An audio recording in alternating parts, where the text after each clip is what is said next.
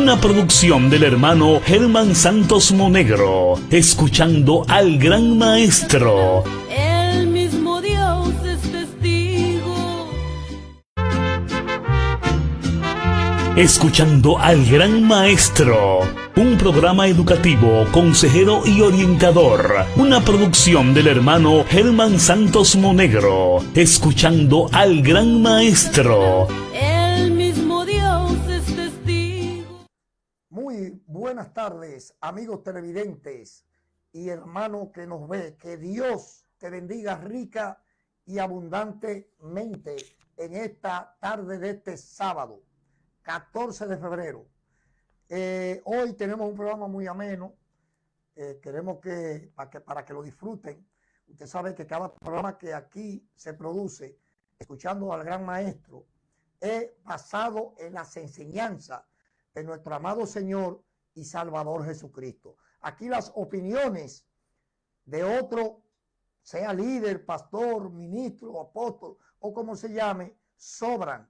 Aquí nosotros solo enseñamos las enseñanzas de nuestro amado Señor y Salvador Jesucristo. Por eso pedimos a Dios que bendiga a esa vasta audiencia en la República Dominicana y más allá, porque nos vemos hasta en Estados Unidos. Está llegando esta señal a esta hora. Damos las gracias a Dios. Vamos a orar para dejar iniciado este espacio, para que el verdadero director, que es el que dirige esto, que es el Espíritu Santo, tome la dirección de este programa. Dios y Padre nuestro que estás en los cielos, te damos gracias, papá, te bendecimos, te alabamos. Señor, gracias, Padre, porque tu Espíritu Santo es el que tiene el dominio y tiene el control, Dios mío, de todo lo que se ha de hablar aquí, todo lo que se ha de hacer, que tiene que concordar con tu palabra, porque tu palabra, Señor, ellas son las que dan testimonio de ti, papá. Gracias te damos, Señor, te bendecimos. Bendice este canal, bendice esta familia, Señor. Mira los que están enfermos, sánalos, papá. Dios mío, te pedimos también por aquellos hermanos y hermanas que nos ven, que están, Dios mío, enfermos, que tú los sanes, papá, que tú los levantes, Señor Dios mío. Mira aquellos que tienen problemas económicos también. Tú eres Dios completo, Dios que nos ayuda y nos resuelve, Dios mío, todas nuestras situaciones. Te bendecimos, Señor, en esta tarde. Gracias, Señor, porque tú estás con nosotros y gracias porque tu Espíritu Santo tiene el dominio y tiene el control. Amén y amén. Pues damos gracias a Dios. Vamos a leer la palabra para dejar iniciado este espacio. La palabra de Dios que se encuentran hoy en 2 de Corintios, capítulo 9, versículo 5 en adelante. 2 de Corintios, capítulo 9, versículo 5. Nuevo Testamento, nuevo pacto de Jesucristo. Vamos a leer la palabra para la gloria del Padre, el Hijo y el Espíritu Santo. Amén.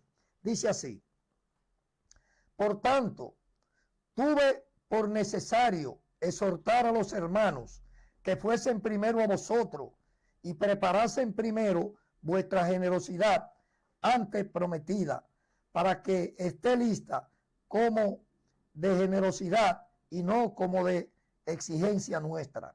Pero esto digo, el que siembra escasamente, también segará escasamente, y el que siembra generosamente, generosamente también segará. Amén y amén. Dios añada bendición a su palabra. Antes de entrar en el tema, vamos a enviar estos saludos, iniciando el programa ya, al pastor Cecilio Valerio, allá en el Ensanche Bolívar, en la iglesia Embajadores de Jesucristo, la embajada central que está ubicada en la Juana Saltitopa, número 25, en el Ensanche Bolívar. También enviamos desde aquí un abrazo al pastor Joelvis Núñez y su esposa, que también están en sintonía, el pastor Valerio y su esposa Irma también. También a Miguel Ángel y su esposa, a Víctor y su esposa, también a Rosnelli, allá el pastor Rosnel, allá en la iglesia en el Reparto Peralta. Un abrazo, mi hermano Rosnel, para ti, que sabemos que vas a ver el programa. También enviamos un saludo allá al Bule, un saludo a Tito López, a Raúl en su peluquería, a Orlando, mi camarógrafo profesional, a Sócrates Electronics allá en su negocio en Cienfuegos, a Wendy, a Gerson, a todos y todos los embajadores de Jesucristo que están en sintonía, a Willy Marco y su esposa Wendy también. Un saludo y un abrazo fraterno, esperando que Dios me les colme de grandes y ricas bendiciones a todos ellos allá. Que Dios los bendiga rica y abundantemente en este día. Son los deseos del programa Escuchando al Gran Maestro. También a todos esos hermanos que aunque no se me han reportado, aquí están los teléfonos. Cualquier hermano que necesite la oración por cualquier problema, Jesucristo tiene todas las soluciones a lo que sea. Jesucristo aún la muerte la venció. Jesucristo resucitó hasta muerto. Nosotros creemos en Jesucristo como el que tiene la solución a todos los problemas del hombre. Ahí está nuestro teléfono 809-493-6138. Cada hermano que tenga cualquier problema, tipo de enfermedad o lo que sea, puede llamarnos. Nosotros estamos aquí y somos servidores de ustedes. Aquí no hay grande, aquí somos todos siervos. Jesucristo llamó siervo. Jesucristo no nos llamó a nosotros ser jerarca de ninguna iglesia ni de ningún siervo. Nosotros también somos siervos. Siervos inútiles somos, como dice la Escritura. Hoy, el programa de hoy es un programa muy especial, donde vamos a tratar un tema que muy pocas iglesias lo pueden tocar. Es más, no lo tocan la mayoría. Es un tema relacionado con las finanzas de la iglesia. Jesús, la riqueza, el diezmo, la ofrenda. ¿Qué dice la Biblia sobre estos temas? ¿Cuál es la luz que la Biblia nos da? Porque hoy mucha gente, he visto en las redes sociales, hablando, ¿verdad? Algunos fuera de la Escritura, otros dentro de la Escritura. Hoy te voy a presentar qué es lo que dice la Escritura. Porque la palabra de Dios es clara.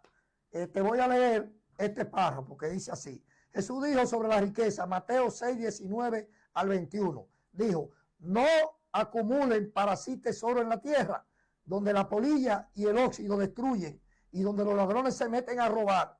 Más bien, acumulen tesoro en el reino de los cielos, donde ni la polilla ni el óxido carcomen, ni los ladrones se meten a robar. Porque donde esté tu tesoro, allí va a estar tu corazón. Estas fueron parte de las palabras que Jesús expresó. También el apóstol Pablo dijo en su carta a Timoteo, 1 Timoteo 6:10, porque raíz de todos los males es el amor al dinero, el cual codiciando algunos se extraviaron de la fe y fueron traspasados de muchos dolores.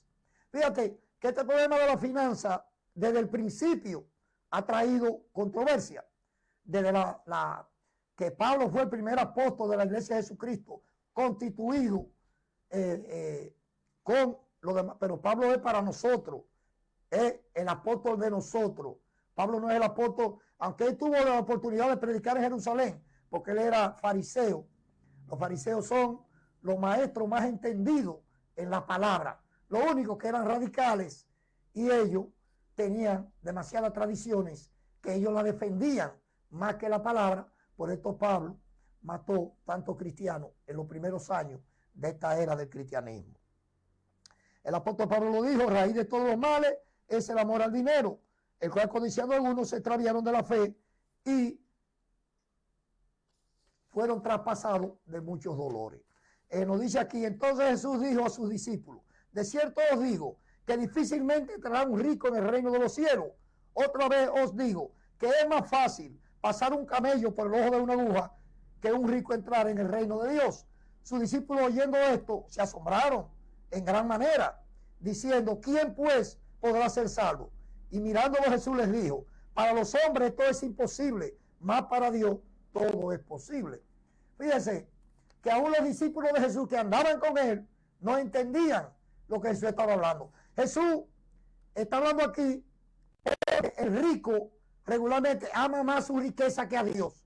Por esto, nosotros con lo necesario para vivir, nosotros damos gracias a Dios y con esto nosotros vivimos, porque sabemos que somos ricos en Cristo. Cristo se fue a preparar mansiones de oro para nosotros, con calles de oro y el mar de cristal. Y en Jesucristo lo tenemos todo, hasta corona como reyes tendremos allí. Allí hay corona preparada para los hijos de Dios que hoy estamos echando este pleito aquí en la tierra, peleando por nosotros, por nuestras almas, por la familia y por el prójimo. Nuestro pleito, nuestras oraciones no son solo por nosotros. Es orando por ti que nos está viendo en esta hora en televisión, que está mirando este tu espacio favorito, escuchando al gran maestro. El trabajo nuestro es mantener vigente esta férrea pelea y lucha para que las almas se salven y vengan a Cristo, porque yo no la puedo salvar. Hay un problema hoy que la gente está adorando, tiene mucha idolatría, adorando ídolos, haciendo a pastores, convirtiéndolo en dioses, en mini dioses o en pequeños dioses. Nosotros somos todos siervos. El pastor, aunque sea lo que sea, y Dios haga lo que haga por su mano, es un siervo también. Aquí no hay grande, aquí grande es Dios, el Padre y su Hijo amado Jesucristo, que le dio toda la gloria al Padre. ¿Oye lo que hizo Jesús? Jesús no tomó esa gloria, aunque Jesús era el que hacía los milagros.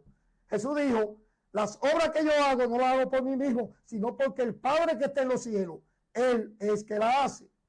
Él es el que da testimonio de mí, dijo Jesús. Ahora nosotros decimos, Cristo es el que da testimonio de nosotros. ¿Por qué? Y el Espíritu Santo. Porque Él es Dios. Y Él es el que da testimonio de sus hijos. Cuando nosotros predicamos la palabra, porque hay gente predicando otras cosas. Hay gente que no están haciendo como hicieron los principales sacerdotes de la época de Jesús, sino que no solamente tienen la palabra, sino también han añadido algunas cosas con relación al tema de hoy, que es el tema de la finanza. Hoy vamos a tratar este tema, que es un tema tan interesante. Jesucristo fue enfático en Lucas 21:1. Levantando los ojos vio a los ricos que echaban sus ofrendas en el arca de la ofrenda, y vio también a una viuda muy pobre que estaba allí y echó 2 blancas. Y dijo, en verdad os digo que esta viuda pobre echó más que todo, porque todo aquello echaron de la sobra de lo que le sobraba en la ofrenda, mas esta dio todo lo que tenía, aún su propio sustento. Fíjese que Dios lo ve todo. Jesús estaba en el templo cuando pronunció esto y habló sobre esta finanza. Jesús se refirió 3 veces al diezmo. Ustedes van a ver hoy en el programa de hoy, porque les traje material para que ustedes se nutran, que ustedes puedan entender. Y si usted quiere, usted anota las citas que le van a salir todas aquí, para que usted estudie la palabra, el nuevo pacto de Jesucristo. Nosotros no estamos ya en el antiguo pacto. Hay una nueva ley ya establecida. La palabra pacto o testamento también significa ley. Tenemos una ley que Dios mismo, que es Cristo, nos la trajo y la tenemos. No tenemos ya nosotros compromiso con otra ley. La ley de Jesucristo es nuestra ley. Por esto Él murió, porque los hombres, cuando Él vino a la tierra, que estaban vigentes dirigiendo la obra, ellos tenían una cantidad de tradiciones que Dios no se la aprobaba, porque eran de hombre, eran mandamientos de hombre. Habían cambiado el mandamiento de Dios por mandamiento de hombre. Entonces Jesús vino y lo enfrentó y le dijo a ellos, ustedes han cambiado el mandamiento de Dios por vuestras tradiciones, enseñando como mandamiento cosas de hombre y no lo que Dios ha dicho en su palabra. Siempre le hemos dicho que este programa es educativo, consejero y orientador. Los fariseos, Moisés le dio 10 mandamientos. Eso fue la ley de Moisés. La ley de Moisés se componía solo de 10. Pero cuando Cristo viene a la tierra, sucede que Jesucristo encuentra 613 mandamientos. O sea, 603 mandamientos por encima de los 10 que Dios le había ordenado. Ahí está, ahí había de todo. Ellos inventaron todo para poder justificar lo que hoy hacen muchos ministros, que para justificar hoy el saqueo quieren disfrazar las escrituras y nosotros no podemos ni quitarle ni ponerle, porque ella es tan completa.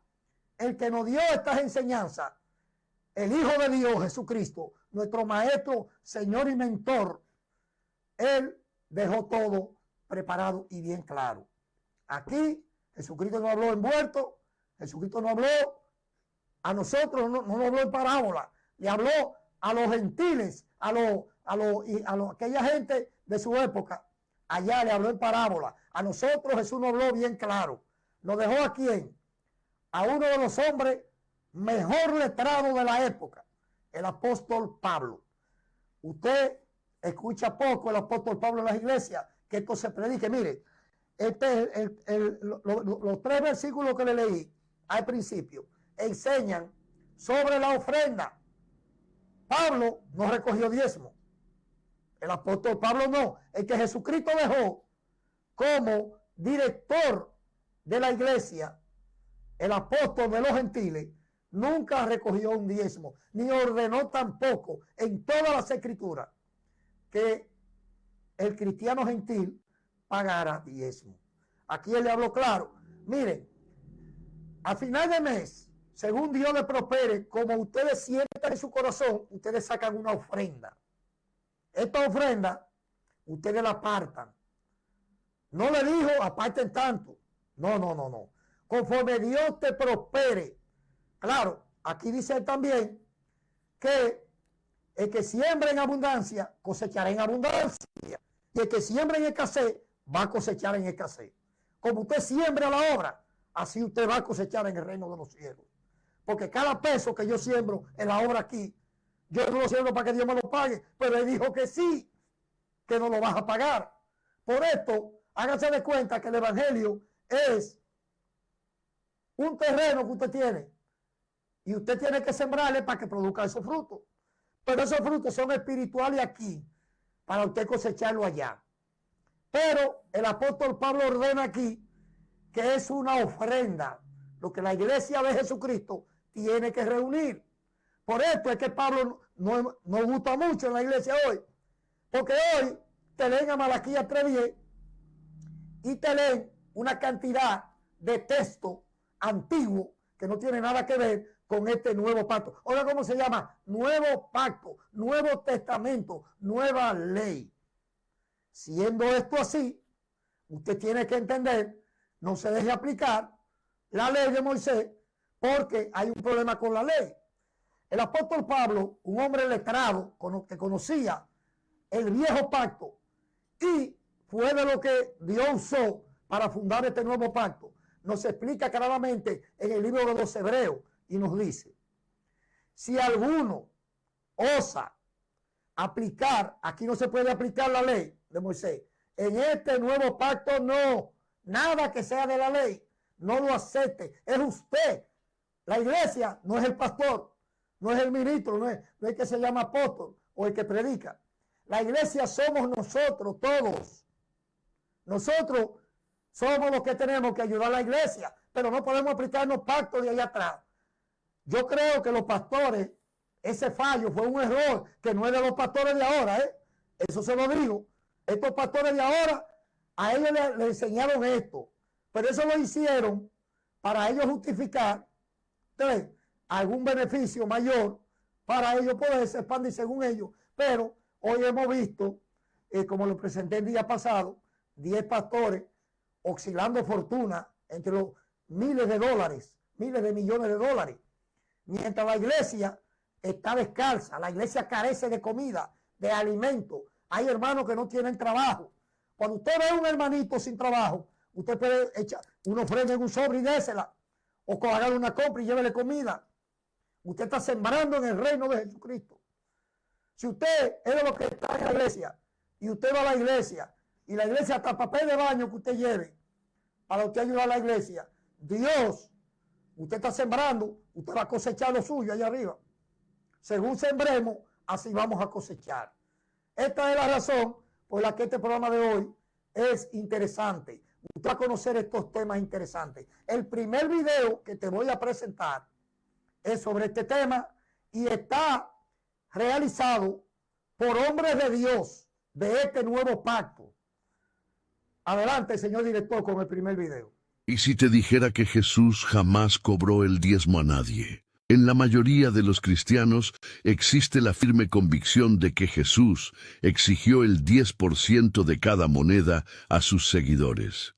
Durante generaciones, desde el púlpito, se nos ha dicho que el diezmo es una orden directa del Maestro para todo aquel que quiera ser bendecido. Pero, ¿y si te dijera que la evidencia bíblica cuenta una historia completamente diferente? Prepárate, porque estamos a punto de confrontar una de las tradiciones más intocables de la religión moderna. Al abrir los 4 evangelios, nos topamos con una realidad que incomoda a muchos.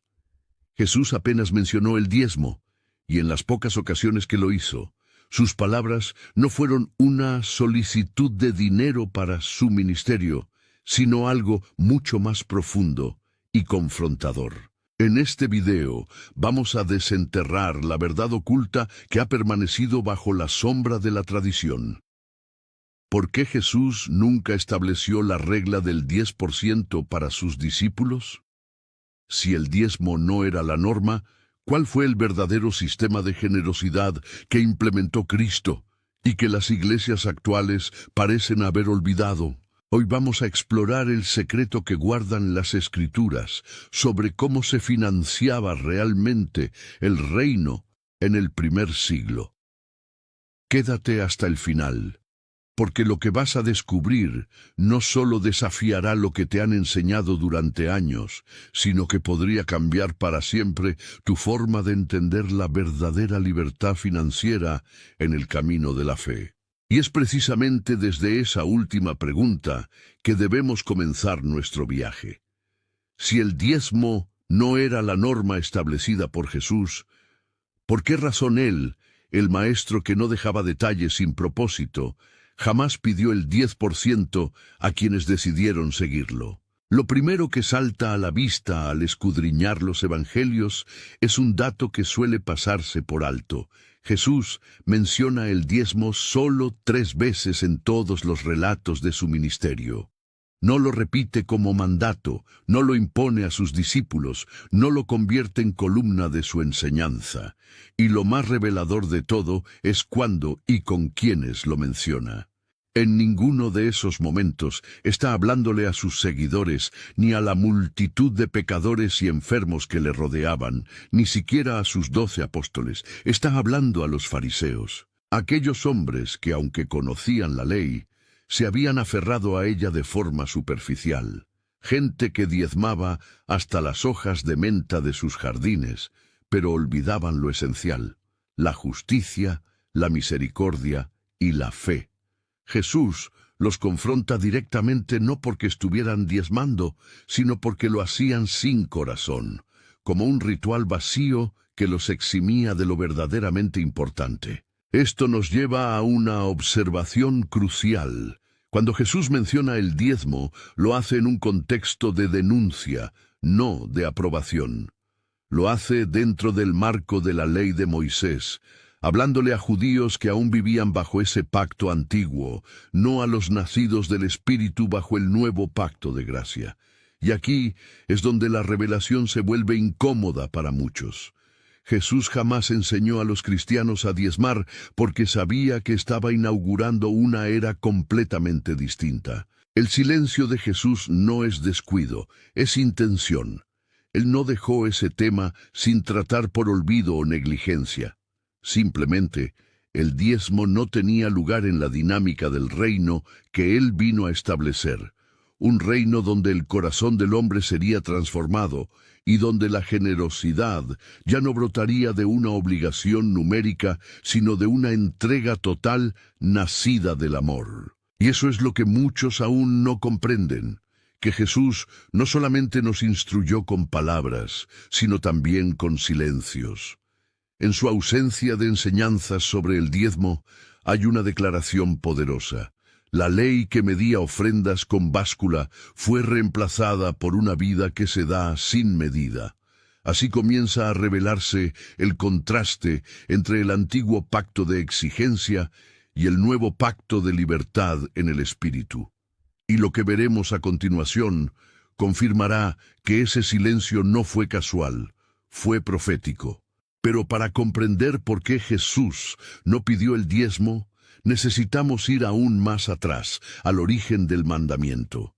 Es imposible discernir con claridad la postura de Cristo si no entendemos primero qué era realmente el diezmo bajo la ley de Moisés y cómo funcionaba dentro del sistema que Dios estableció para el pueblo de Israel.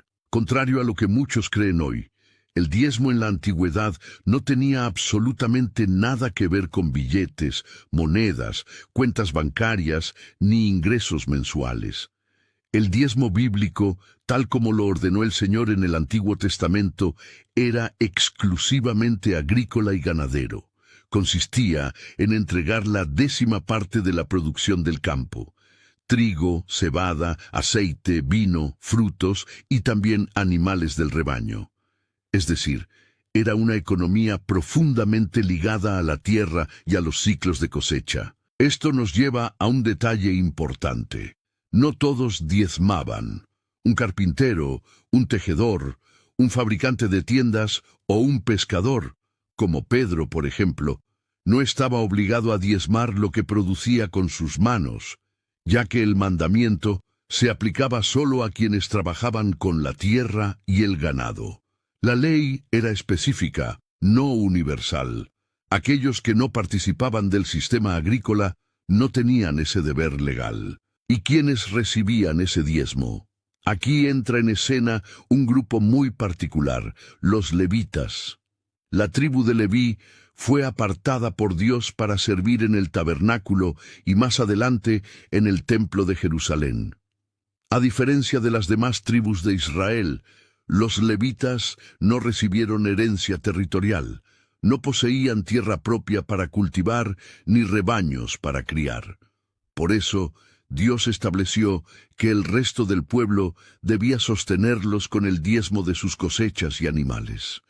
Era una especie de sistema social y religioso en el que una parte del pueblo trabajaba para el culto y otra parte lo sostenía materialmente. Esto nos muestra que el diezmo no era solo un acto de generosidad, era parte de una estructura teocrática compleja, diseñada para sostener el funcionamiento del culto levítico, los sacrificios y el templo. El diezmo no existía como una práctica aislada, sino como un engranaje dentro de todo un sistema que incluía sacerdotes, rituales, purificaciones, festividades, sacrificios de animales y leyes ceremoniales. Por eso es un grave error tomar ese modelo antiguo y trasplantarlo de forma literal al contexto del cristianismo moderno. No solo porque vivimos en una economía totalmente distinta, sino porque ya no existe templo, ni levitas, ni sistema sacerdotal como el del antiguo pacto. Aplicar el diezmo sin el resto de las leyes que lo sustentaban es como querer usar una rueda sin el vehículo completo. Pierde su sentido original. Quien diezmaba en tiempos de Moisés lo hacía no solo por obediencia, sino porque formaba parte de un pueblo que vivía bajo una estructura legal divina completa, diseñada específicamente para ese tiempo y esa nación. Entender esto es crucial para no caer en interpretaciones modernas que distorsionan la intención original de Dios. Y si el sistema era tan diferente, ¿cómo es que hoy se enseña de forma tan simplificada y fuera de contexto? Eso es lo que vamos a seguir explorando. Hasta aquí ya entendemos que el diezmo en la antigüedad era profundamente diferente al concepto simplificado que muchas iglesias modernas enseñan. Pero lo que muchos desconocen, y que rara vez se menciona desde el púlpito, es que no existía un solo tipo de diezmo, sino al menos 3 clases distintas, cada una con su propósito específico dentro de la ley mosaica. Y cuando se los suma, el resultado no es un 10%, sino casi un 23.3% de toda la producción agrícola del año. El primer tipo era el más conocido, el diezmo levítico, que debía darse cada año para el sustento de la tribu de Leví. Como ya vimos, estos hombres estaban dedicados al servicio del templo y no poseían tierras para su propia manutención. Era deber del resto del pueblo entregar la 10ª parte de su cosecha para alimentar a los levitas y permitir que se dedicaran exclusivamente al culto. El segundo tipo era el diezmo de las fiestas, también anual. Este no se entregaba a los sacerdotes, sino que servía para organizar y disfrutar las festividades religiosas establecidas por Dios, como la Pascua, Pentecostés o la fiesta de los tabernáculos. El pueblo debía apartar otro 10% de su producción para viajar a Jerusalén, comer, celebrar y compartir con su familia y con otros fieles en una experiencia espiritual comunitaria. Era un acto de gozo, gratitud y consagración al Señor. El tercer tipo de diezmo era más espaciado, el diezmo para los pobres, que se daba cada 3 años. Este era especialmente destinado a los huérfanos, las viudas y los extranjeros que vivían en medio del pueblo, es decir, los sectores más vulnerables de la sociedad. Su objetivo era asegurar justicia social y cuidado para los más necesitados. Aunque era cada 3 años, al distribuirlo proporcionalmente se sumaba un aproximado de 3.3% por año. Cuando se hace el cálculo total, 10% para los levitas, 10% para las fiestas y 3.3% para los pobres, el resultado es un sistema donde el israelita devoto no daba el 10%, sino cerca de un 23.3% anual de toda su producción.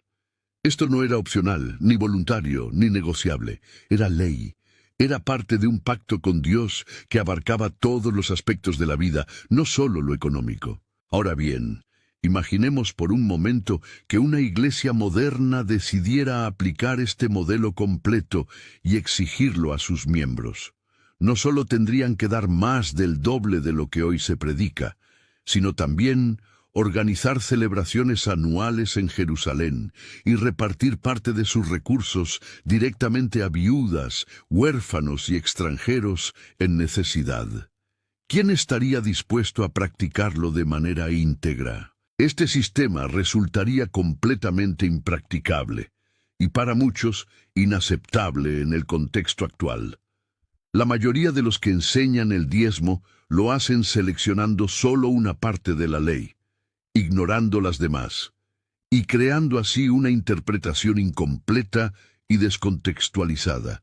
El modelo bíblico no era una fórmula mágica de riqueza ni una suscripción religiosa mensual. Era una forma de vida nacional, espiritual y social, bajo un pacto que ya no rige a los creyentes del Nuevo Testamento. Y al comprender esto, empieza a surgir una pregunta inquietante. Si este sistema ya no puede aplicarse en su totalidad, ¿por qué se sigue enseñando una fracción de él como si fuera mandato de Jesús? Vamos más allá. Mientras más profundizamos en este tema, más evidente se hace que Jesús no solo omitió el diezmo por accidente, sino porque sabía con absoluta certeza que el sistema completo que lo sostenía estaba a punto de desaparecer para siempre. Su silencio no era desinformación, era profecía. Él mismo anunció que el templo, corazón del sistema levítico y del diezmo, sería destruido sin dejar piedra sobre piedra. Aquella estructura majestuosa en Jerusalén no era solo un lugar de oración, era el centro neurálgico de todo el culto judío. Allí se ofrecían sacrificios, se presentaban las primicias, se entregaban los diezmos y los levitas cumplían sus funciones sagradas. Cada ritual, cada moneda, cada grano de trigo diezmado pasaba, de una forma u otra, por el templo. Sin él, el sistema simplemente no podía funcionar. Por eso las palabras de Jesús en Mateo 24:2 no fueron simbólicas ni exageradas. ¿Veis todo esto? De cierto os digo que no quedará aquí piedra sobre piedra que no sea derribada. Estaba profetizando una realidad histórica inminente que cambiaría para siempre la manera de adorar y vivir la fe. 4 décadas después de aquella declaración, en el año 70 de Cristo, las tropas del general romano Tito cumplieron exactamente esa profecía. Destruyeron el templo de Jerusalén, arrasaron sus muros y acabaron con el sistema religioso del antiguo pacto. El impacto fue devastador. Sin templo, ya no había lugar para ofrecer los diezmos como lo ordenaba la ley.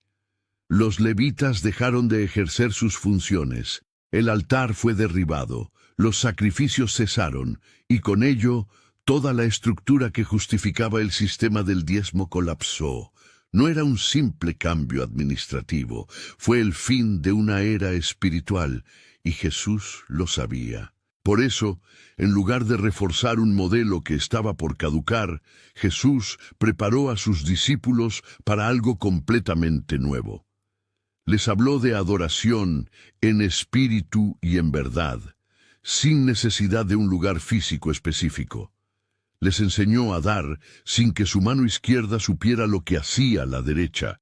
Les mostró que el reino de Dios no se edifica con estructuras visibles ni con imposiciones legales, sino con corazones rendidos, con entrega voluntaria, con amor radical al prójimo. La destrucción del templo no fue una tragedia inesperada, sino un acto profético que marcó el cierre definitivo del antiguo pacto. Jesús no vino a parchar un sistema viejo, sino a inaugurar uno totalmente nuevo. Y en ese nuevo pacto, la generosidad no nace de una ley escrita en piedra, sino de una gracia escrita en el corazón. Entonces, cuando algunos enseñan hoy que el diezmo es mandato eterno, entienden realmente que fue parte de un sistema que ya no existe. ¿Están dispuestos a reconocer que Jesús lo dejó atrás porque estaba abriendo un camino superior? Ese es el punto que transforma esta conversación en una revolución espiritual, y es apenas el comienzo de lo que Él verdaderamente vino a establecer. El final del sistema del templo no solo marcó un cambio arquitectónico o histórico, representó algo mucho más profundo. El cambio de un pacto antiguo basado en la ley a uno nuevo basado en la gracia. Y aquí es donde muchos cristianos tropiezan sin darse cuenta, al intentar vivir su fe con un pie en cada lado. Quieren disfrutar de la libertad del Evangelio, pero seguir aplicando selectivamente reglas del pasado. Quieren gracia para vivir, pero ley para dar. Sin embargo, eso no es posible. Pablo fue directo con la iglesia de Galacia, donde algunos querían volver a prácticas del Antiguo Testamento para sentirse más correctos ante Dios. En Gálatas 5:3, él declara con una claridad que corta como espada: y otra vez testifico a todo hombre que se circuncida, que está obligado a guardar toda la ley. Es decir, si decides conservar una parte del antiguo sistema, debes conservarlo todo. No hay término medio. La ley mosaica contenía 613 mandamientos. No solo incluía el diezmo, sino también el descanso obligatorio en sábado, la prohibición de ciertos alimentos como el cerdo y los mariscos, normas sobre la vestimenta, rituales de purificación, sacrificios de animales y más. Pero hoy, curiosamente, muchos solo conservan el diezmo, descartando el resto como ya no vigente. ¿Por qué justo ese mandamiento sobrevive cuando todo el sistema al que pertenecía ha sido cumplido y superado en Cristo? La respuesta, aunque incómoda, es evidente. El diezmo sostiene estructuras institucionales. Representa una fuente de ingreso estable para muchas iglesias y organizaciones religiosas. Pero cuando una doctrina se mantiene más por conveniencia financiera que por fidelidad bíblica, algo está profundamente mal. Porque al imponer el diezmo como obligación, se introduce un legalismo financiero que reemplaza el gozo de dar con el peso de la culpa. Y se instala la idea equivocada de que dar ese porcentaje te justifica ante Dios, cuando en realidad nada fuera de Cristo puede justificarte. Este es el corazón del conflicto. El diezmo, cuando se predica como requisito obligatorio para estar en paz con Dios, traiciona el mensaje de la cruz. Da a entender que el sacrificio de Jesús no fue suficiente y que necesitas añadirle algo más, una cifra exacta, una obediencia externa, para estar completo espiritualmente. Pero la verdad del Evangelio es esta: tú no das para ser aceptado, das porque ya has sido aceptado. La gracia no te pide que calcules, te invita a confiar, no te empuja a cumplir para ser bendecido, te recuerda que ya estás bendecido en Cristo. Entonces, llega un momento en la vida de cada creyente en que debe hacerse una pregunta crucial. ¿Estoy viviendo bajo la antigua ley que me exige, me mide y me condena? ¿O bajo la gracia que me libera, me transforma y me guía a una generosidad verdadera? Porque no se puede mezclar el vino nuevo con odres viejos. No puedes caminar con un evangelio de libertad mientras llevas en la espalda el peso de una ley que ya fue cumplida. Es hora de soltar lo que pertenece al ayer y abrazar el modelo de dar que nace de un corazón renovado por el Espíritu. Y ese modelo, como veremos a continuación, es infinitamente más profundo que cualquier porcentaje. Una vez que comprendemos la profundidad de la gracia y la libertad que Cristo vino a traer, es inevitable preguntarse: entonces, ¿cuál es el verdadero modelo del dar para los cristianos? Si el diezmo obligatorio pertenece a un sistema que ya fue superado, ¿cómo debería ser nuestra actitud hacia los recursos materiales dentro del reino de Dios? La respuesta no se encuentra en teorías humanas, sino en la práctica real de los primeros creyentes. Hechos 2 y Hechos 4 nos abren una ventana poderosa a lo que ocurrió cuando el Espíritu Santo descendió sobre los discípulos. No fue solo un cambio espiritual, fue un terremoto de generosidad y comunión. El texto dice que todos los que habían creído estaban juntos y tenían en común todas las cosas, y vendían sus propiedades y sus bienes, y los repartían a todos, según la necesidad de cada uno. Hechos 2, 44, 45. Más adelante, se repite el mismo patrón. No había entre ellos ningún necesitado, porque todos los que poseían heredades o casas las vendían, y traían el precio de lo vendido, y se repartía a cada uno según su necesidad. Hechos 4, 34, 35. No vemos a Pedro ni a los apóstoles imponiendo porcentajes. No hay menciones al diezmo. No se instaura un sistema contable para asegurarse de que todos cumplan con un 10%. Lo que surge espontáneamente es algo mucho más radical. Una comunidad movida por el amor, donde nadie considera su propiedad como algo exclusivamente suyo, sino como un medio para bendecir a los hermanos. Y aquí entra una frase clave que resume el espíritu del reino: según la necesidad de cada uno. Dar no era igual para todos, pero sí era suficiente para todos. Algunos tenían más y daban más. Otros tal vez tenían poco, pero compartían con sinceridad. Lo que importaba no era la cifra, sino la disposición del corazón. Porque en el reino de Dios, la medida no se calcula con números, sino con compasión. Esta es la diferencia central entre el modelo del diezmo y el modelo del Evangelio. Uno te da una cifra para cumplir, el otro te invita a entregarte por amor. Uno es predecible, el otro es transformador. Uno puede ser practicado por costumbre, el otro solo nace de un corazón lleno del Espíritu. La pregunta entonces no es: ¿ya diste tu 10%? Sino: ¿estás dispuesto a vivir como vivieron los primeros cristianos? ¿Estás dispuesto a ver tus posesiones no como un derecho, sino como una oportunidad para glorificar a Dios y servir a tu prójimo? ¿Estás listo para dejar de calcular y comenzar a confiar? Este modelo no se impone, se revela. Solo puede surgir cuando el corazón ha sido tocado por el amor incondicional de Cristo. Y cuando eso sucede, la generosidad deja de ser una obligación y se convierte en una expresión natural de gratitud. Así vivieron los primeros creyentes, y ese es el camino al que aún estamos llamados hoy. Ahora que hemos recorrido juntos este camino de revelación, queda claro que Jesús no evitó hablar del diezmo por descuido, sino porque estaba sembrando algo mucho más profundo, una transformación del corazón. No vino a exigir cifras, vino a despertar conciencia.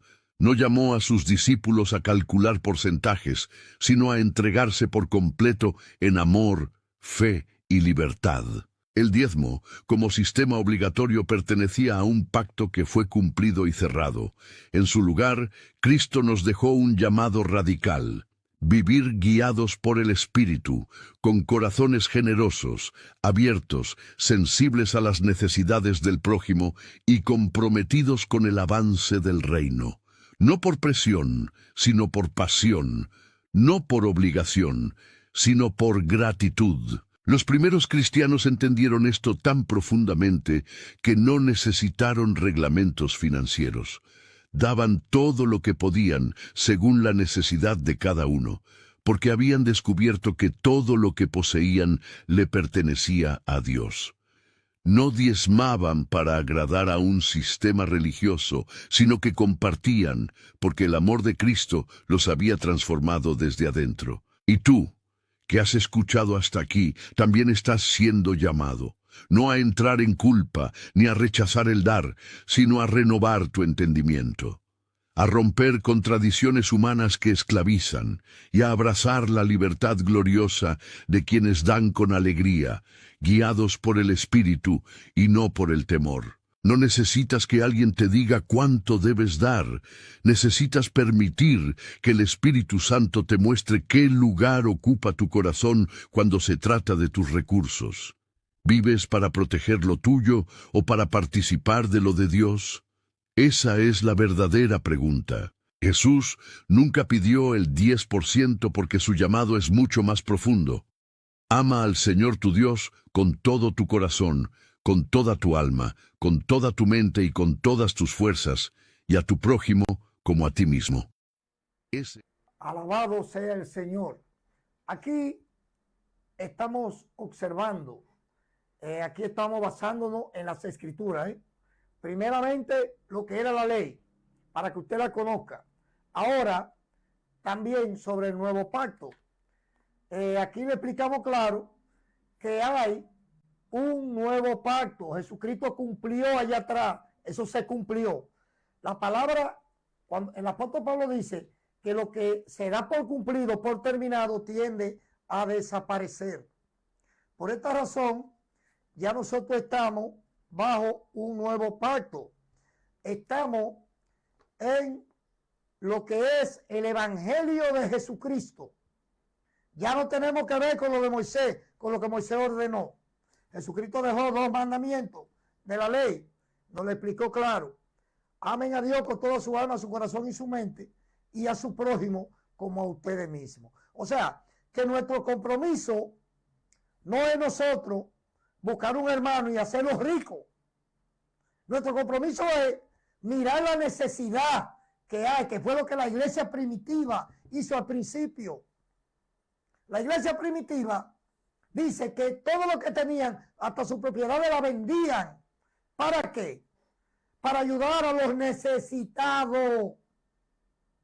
No para que usted me traiga a mí, para yo tener 100 millones de dólares, y cuando necesite poner una paredita de un bañito, tenga yo que quitarle una ofrenda a usted, teniendo yo 100 millones que usted me lo trajo. Eso, naturalmente, una mente razonable no lo digiere. ¿Por qué? Porque dice que ellos vendían todo y compartían con los necesitados. Si nosotros vemos el mundo como está, ¿cuánta necesidad tenemos? Hay mucha necesidad. Hay gente que diariamente tienen su comida, sus 3 almuerzos, tienen el desayuno, la comida y la cena. Pero hay gente que que si se desayunan no pueden comer ni cenar. Entonces, la iglesia tiene un rol que cumplir. No es usted coger dinero para usted enriquecer a nadie. El dinero es para hacer la obra del Señor. Y es nosotros los cristianos que tenemos que hacerla. Pero no es que usted va a llenarle a una gente un cerón lleno de papeletas a una persona. La palabra dice claramente que para la obra, lo que hacían los apóstoles. Pedro, Pablo y todos los apóstoles de la antigüedad, cuando iniciaron esta obra, este evangelio, eso fue lo que nos enseñaron. Ellos no diezmaron, ellos no pedían diezmo. Si usted no busca en el Nuevo Testamento un versículo que hable que Pablo, Pedro y esos apóstoles que nos dirigieron, Timoteo, Santiago, Judas, que ellos cobran un diezmo, yo le voy a regalar lo que usted me pida. Si usted me dice en el nuevo pacto que eso se dio. Usted no puede enseñar lo que a usted no le han enseñado en este nuevo pacto. Usted no puede afirmar cosas que no están aquí, que no son de aquí. Aquí le explicamos claramente que el apóstol Pablo explicó claramente cuando habló de la circuncisión. Le dijo claro, el que coge un punto de la ley tiene que cumplirla completa, porque si no está bajo maldición. La palabra dice claramente que la ley rezaba textualmente y decía así: maldito todo aquel que no cumple todos los reglamentos de la ley. Entonces, nosotros tenemos que enseñar las escrituras como ellas están. Son temas conflictivos, pues lo sabemos. ¿Por qué? Porque no es culpa de los pastores. Los pastores, muchos pastores están ahí y los pobres, ellos no conocen porque no les ha sido revelado por el Espíritu. Para poder conocer esta verdad, tenemos que sumergirnos en el Espíritu Santo, porque Él fue el que dirige, Él es el que dirige esta iglesia. Y esta iglesia no está bajo la ley de Moisés, está bajo el Espíritu de Dios. El Espíritu es amor. Mire, cuando estos nuevos creyentes de la antigüedad dice que vendían todo lo que tenían y lo compartían con el que tenía hambre, con el descalzo, con el que no tenía dónde vivir, con el que no tenía dónde dormir, con el que no tenía sábana, con el enfermo, con los leprosos. Fíjese la vida de Jesús, ¿cuál fue? Ninguno de los profetas de la antigüedad, ninguno, ni de los patriarcas, hizo lo que Jesús hizo. ¿Qué fue lo que Jesucristo hizo? Ellos rechazaban, porque la ley se lo pedía, que rechazaran al publicano, que rechazaran a esa gente que estaban leprosos, a los enfermos. Pero Jesús nos trajo una nueva enseñanza. Jesús nos trajo a nosotros que nosotros tenemos, dice que Jesús en una ocasión le dijeron a los apóstoles: vamos a despedir a la multitud que tienen hambre. Le dijo: no, nosotros le vamos a dar de comer. Dice que tomó 3 peces y 2 panes y le dio a comer a 5,000 hombres, sin contar las mujeres y los niños. Fíjese que Jesús no vino a buscar, Jesús vino a traer. Mejor Él dio. Si el diezmo hubiera sido para este tiempo, para este pacto, Jesús no lo hubiera dicho.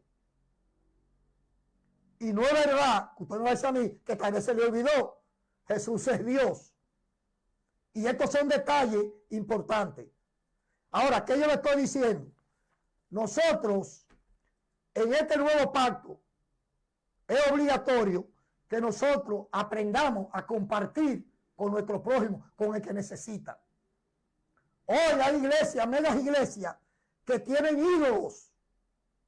Y esos ídolos le llevan millones de dólares en ofrenda y millones de dólares en diezmos, miles de millones. Y esa gente vive como le da la gana. Eso fue lo que Jesucristo enseñó.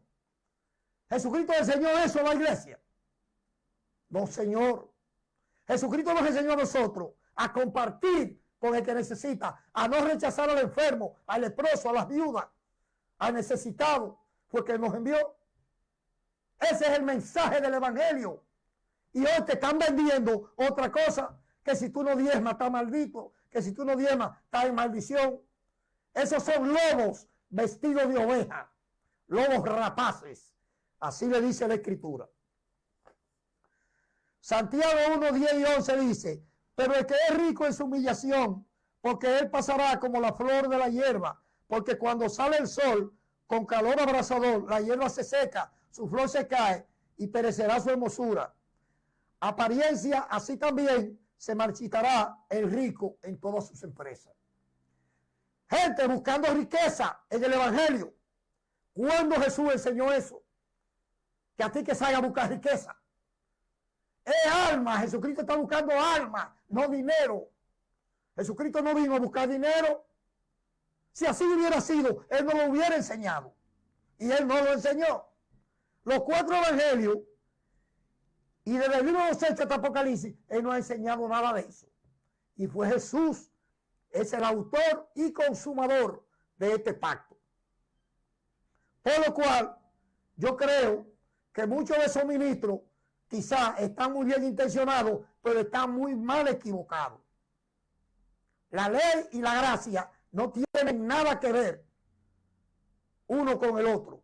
El primero se anunció que vendría el Mesías a establecer este pacto y ese fue su papel y ellos lo cumplieron. Ya yo no puedo irme a leer que el Mesías viene porque ya el Mesías llegó. Ya yo leo la escritura y veo que dice Santo Evangelio de Jesucristo. Ya ese es el Mesías. Entonces, tiene la iglesia patinando en el lodo de la ley. Hay que salir de allá atrás para que haya salvación. Déjeme decirle algo que me sorprendió, un testimonio que un día de esto lo voy a traer al programa, de una hermana de un país muy próspero, que ella había muerto muchos pastores que ella conoció y líderes, y ella pensó que estaban arriba. Y por la equivocación de ellos, de haberle añadido al evangelio, ella tuvo un accidente y el Señor la llevó allá abajo. Y allá lo vio a todo. A todo. Allá estaban, encadenados. Hoy hay gente que no saben con qué se están jugando, pero ellos tienen la Biblia. Así como yo lo veo, ellos la tienen para leerla. Tienen que echar el pleito como hay que echarlo leyendo las escrituras, porque en ella es que está la vida eterna. Si el que se salió de este nuevo pacto, no hay vida. En otros pactos no hay vida. En aquel viejo pacto no había vida. El viejo pacto tuvo 2 funciones. Primero, una, vino para mostrarnos el pecado y cumplió. Y 2, vino y nos anunciaron que vendría el Mesías. El Mesías está aquí ya. Ella no vino para salvarte. Tú no te vas a salvar porque tú pagues 10. Todo lo contrario. Si tú lo pagas y no cumples con los demás puntos de la ley, tú estás bajo maldición, Tú y el que te lo está cobrando y el que te lo está enseñando. Tienes que salirte ya, sacar los pies a eso. Involúcrate con Jesús. Desde Mateo hasta Apocalipsis. Fíjense que Cristo habló 3 veces, habló de diezmo. Y cuando habló fue para reprochar y corregir el mal que ellos habían hecho. ¿Por qué? Porque todo lo que ellos hacían era para enriquecerse. Los sacerdotes andaban muy bonitos. Los fariseos, Anás y Caifás, en tiempo de Cristo. Esa gente está todo allá abajo. Esa gente no se quisieron arrepentir. Y ya hay gente, personas, hermanos, que han muerto y lo han visto allá abajo. Por esta razón, urge que en el Evangelio hablemos claro y aprendamos a estudiar el nuevo pacto. Para que no te sorprenda cuando te sorprenda la muerte. El día de nacimiento, yo tengo mi fecha, pero el día que me voy no la tengo. Por eso es que estudio el nuevo pacto de Jesús, porque en Cristo es que está la vida. Él dijo, yo soy el camino, la verdad y la vida. Por eso se perdió esa generación, porque lo rechazó. Si tú eres de lo que está dejando que te aplique la ley de Moisés, ten cuidado, porque todo es un asunto de vida o muerte. Es mi responsabilidad decirte que tenga mucho cuidado, cristiano. Nos llamamos cristianos porque seguimos a Cristo. Y el que sigue a Cristo, Cristo no nos enseña a pagar diezmo. Nosotros tenemos que suplir la necesidad de la iglesia, pero es en ofrenda, dice el apóstol Pablo. Conforme Dios te prospere. El que sembró en ofrenda, usted sembró abundante, usted va a cosechar abundante. Usted sembró con escasez, usted va a cosechar con escasez.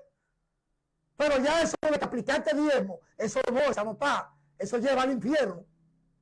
Porque está claro lo que dijo el apóstol. El apóstol dijo claro, y Pablo es el apóstol de nosotros. Y hay que tener mucho cuidado, porque no se está leyendo. Los escritos de Pablo casi no lo leen en la iglesia. No lo conocen. Tienen miles de años que no lo enseñan. Desde que la iglesia fue secuestrada y la doctrina fue secuestrada y el cristianismo, estas prácticas se perdieron, porque estas prácticas no son para beneficiar a individuos particulares. Las prácticas de la iglesia son para todos. Todos nos beneficiamos cuando practicamos el evangelio, como lo practicaron los primeros hermanos cuando se inició este nuevo pacto. Este pacto para nosotros es vital que nos sumerjamos en él, porque no hay más pacto, ni va a haber, ni va a haber otro. Muchos que murieron hoy están allá abajo y ellos saben, Jesucristo le dijo en Lucas 16, 19, para dónde que van. Jesús le explicó claramente que ese lugar está ahí, que hay un gusano que nunca muere ahí abajo y un fuego que nunca se apaga. Y todos están conscientes. Aún aquellos que sabiendo la verdad hoy y ven este programa y saben, se van a perder y se van a perder conscientes de que se lo dijimos. De que el Señor dijo claramente, hay un nuevo pacto hecho con la sangre de Jesús.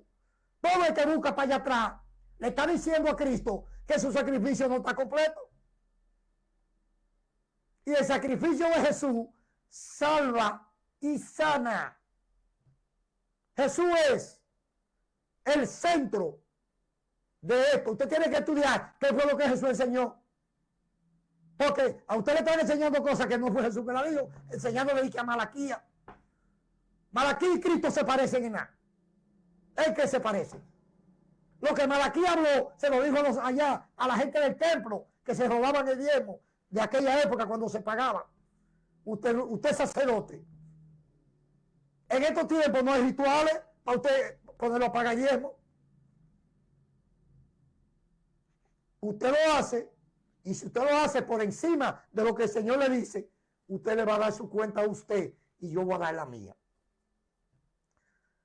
A los ricos de este tiempo le dice Dios que van a aullar y quedarán en miseria, porque su riqueza está podrida y comida de polilla, dice el Señor. Esto está en Santiago capítulo 5, versículo 1 al 6. Es importante que aprendamos. A ti que andas buscando prosperidad, que andas buscando hacerte rico, tú estás bien intencionado, pero estás muy mal equivocado. ¿Por qué? Porque la mayoría de esos hombres que tienen riqueza, esos ricos, han explotado al pobre. Aquí te dice Santiago claramente que Dios le dice a ellos que se han enriquecido con el salario de los pobres, pagándole menos de lo que ellos ganan. La Biblia tiene todas las enseñanzas. Todo lo que yo necesito está en mi nuevo pacto. Hay dos pactos. La Biblia se compone de dos partes. Viejo y nuevo. Y yo soy de nuevo. Yo no soy de viejo. Ahora, si hubiera sido que tuviéramos en la ley de Moisés, nos tocara el viejo. Pero no nos toque el viejo. Nosotros somos parte del nuevo pacto.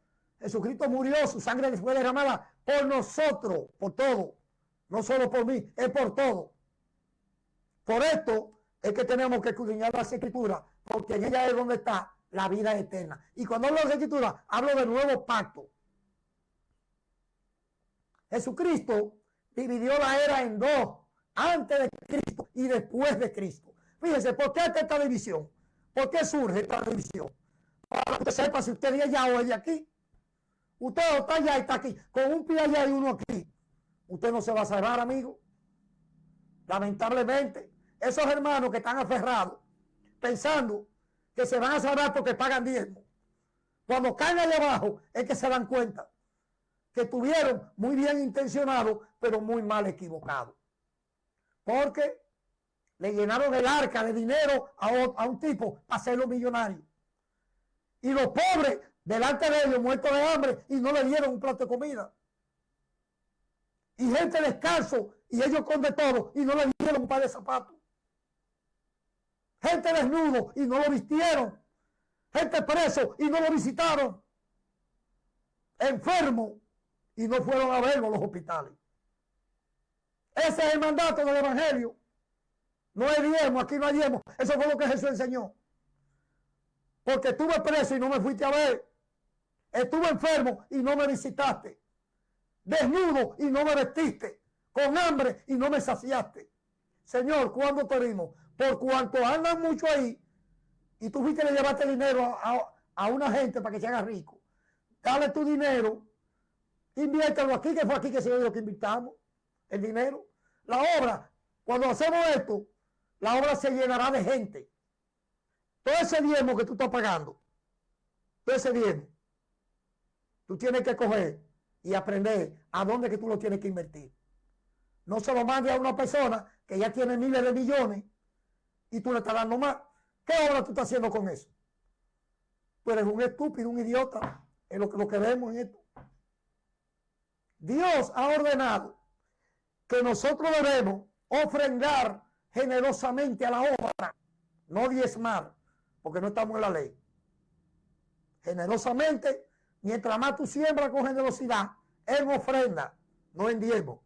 El Nuevo Testamento no tiene diezmo. Eso está en la ley, tú no estás en la ley. Tú no sabes ni conociste a Moisés. Ahora yo conozco a Cristo. El que salva, sana y viene. A ese yo lo conozco. Lo que ese me dice, eso es lo que yo tengo que hacer. Tampoco voy a hacer lo que me diga un pastor o me diga un lobo que viene con un trajecito de oveja a decirme a mí que necesita. No, señor. La Biblia me dice cómo yo tengo que invertir los recursos en la obra. Mis recursos no son para enriquecer a nadie. Dios no necesita nada de ti. Nosotros invertimos en nosotros mismos, en nuestro prójimo y nosotros. Es que nos mandó a invertir. Por eso están todas esas parábolas ahí que Jesús enseñó. Para que aprendamos a invertir en la verdadera obra de Dios. La obra de Dios no es llevarle diezmo a un tipo allá para que lo guarden y almacenen.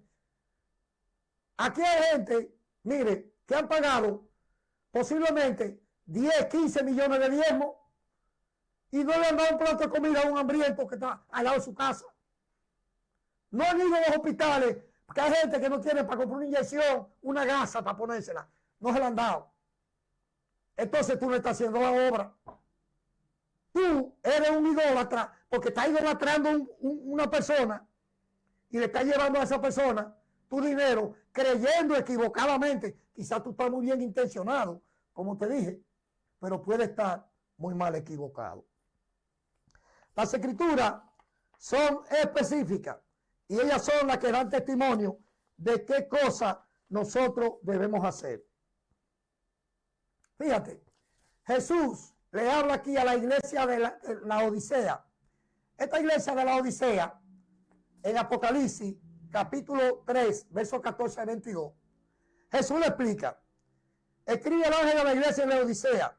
He aquí el amén, el testigo fiel, el verdadero, el principio de la creación de Dios, dice esto: yo conozco tus obras, que ni eres frío ni caliente. Ojalá fuese frío o caliente. Pero por cuanto eres tibio y no frío, te vomitaré de mi boca. Porque tú dices: yo soy rico y me he enriquecido y ninguna cosa tengo necesidad. Y no sabe, dice el Señor, que tú eres un desventurado, miserable, ciego y desnudo. Por tanto, yo te aconsejo que de mí compre oro refinado en fuego. ¿Cómo usted adquiere este oro de Jesús? Es invirtiendo en el prójimo.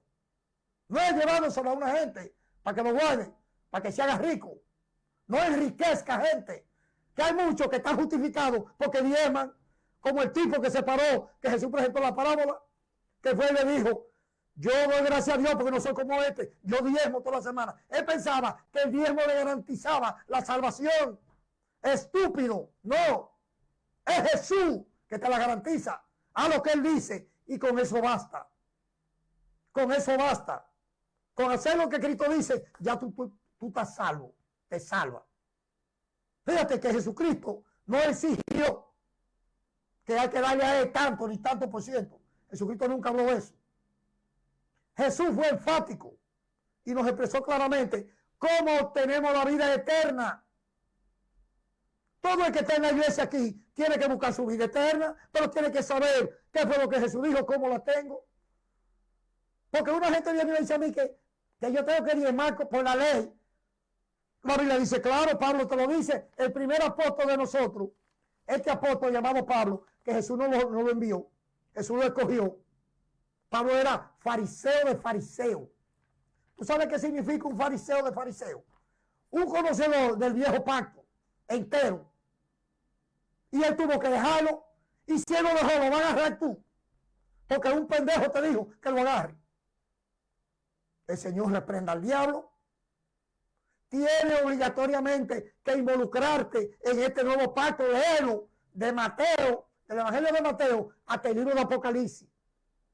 Aunque este nuevo pacto tiene su iniciación en el libro de los Hechos, cuando el Espíritu Santo llega, porque este nuevo pacto lo dirige el Espíritu Santo. Aquí no hay, hombre no dirige esto.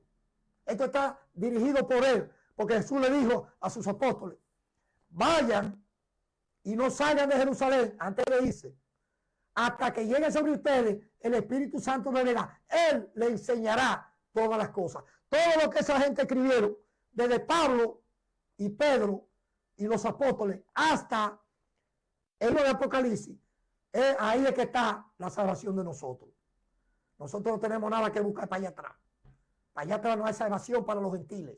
Los gentiles éramos perros para ellos, perrillo, dice la Biblia. Para los israelitas, usted era un perrillo.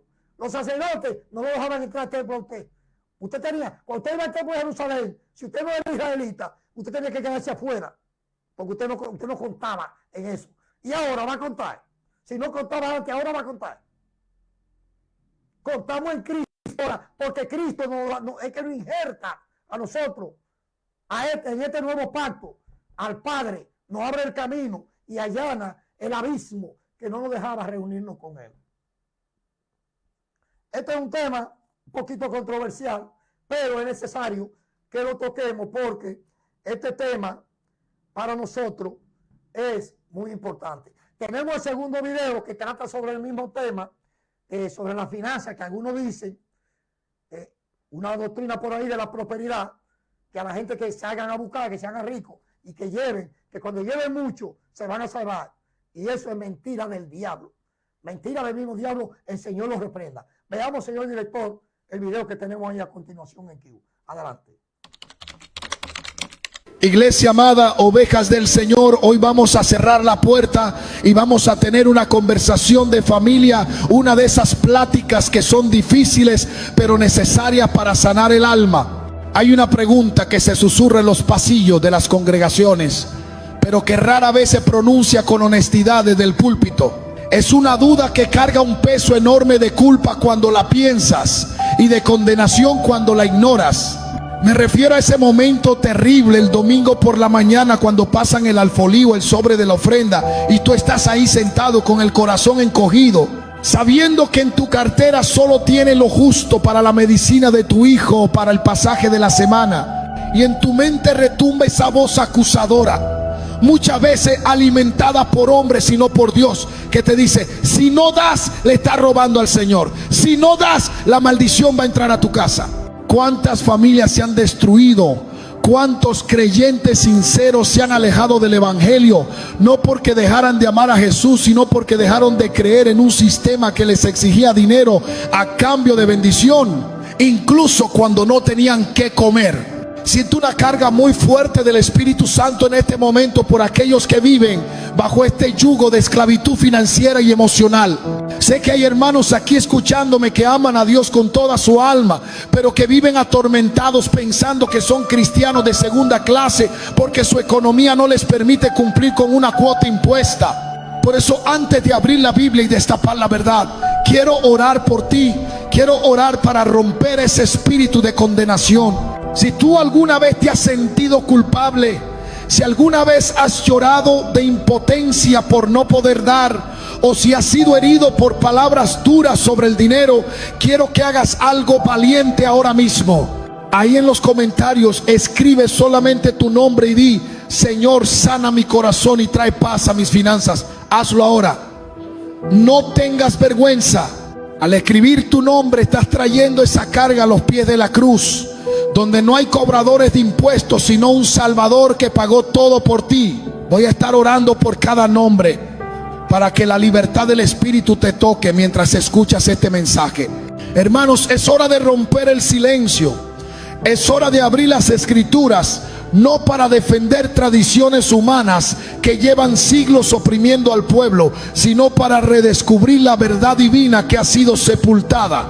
Hoy vamos a explorar 3 secretos bíblicos sobre el diezmo que lamentablemente muchas iglesias no te enseñaron. Y quiero ser muy claro con esto: no te ocultaron estos secretos porque sean herejía, sino porque desafían estructuras religiosas que se sostienen más sobre tu miedo que sobre tu libertad. He escuchado a pastores, y me duele decirlo, he escuchado a líderes decir desde el altar: si no diezmas, el devorador te va a destruir, o si no pactas con dinero, tu milagro no llega. Eso es terrorismo espiritual. Eso no es el evangelio de la gracia. Dios no es un mafioso que te ofrece protección a cambio de una cuota mensual. Dios es tu padre, y un buen padre no le quita el plato de comida a su hijo para demostrar autoridad. Un buen padre alimenta a su hijo. Prepárate, iglesia, porque lo que estás a punto de escuchar va a sacudir tus cimientos, pero te prometo que te hará más libre y curiosamente te hará más generoso. Porque cuando uno da por miedo a la maldición, da como esclavo, pero cuando uno descubre la verdad, empieza a dar como hijo. Vamos a ir directo a la palabra, sin filtros, para ver qué es lo que realmente Dios pedía en la antigüedad y por qué se nos ha enseñado tan diferente hoy.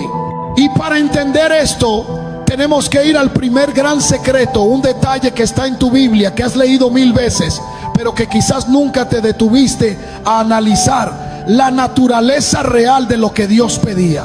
Porque aunque no lo creas, el diezmo bíblico original tenía una característica que te va a dejar con la boca abierta y que cambia toda la perspectiva. Y aquí es donde tenemos que ser valientes, hermano, porque lo que voy a decirle va en contra de años de tradición, pero está respaldado por cada línea de la Torá.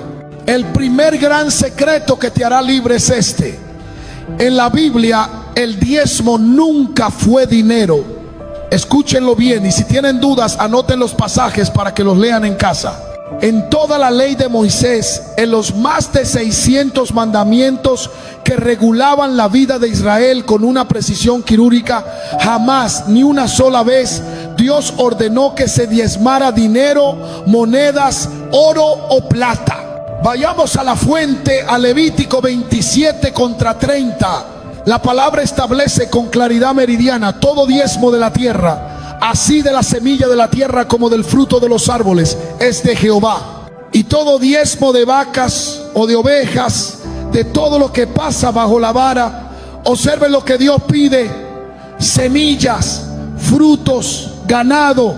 Observen lo que Dios nos pide: ciclos de plata, talentos de oro o monedas.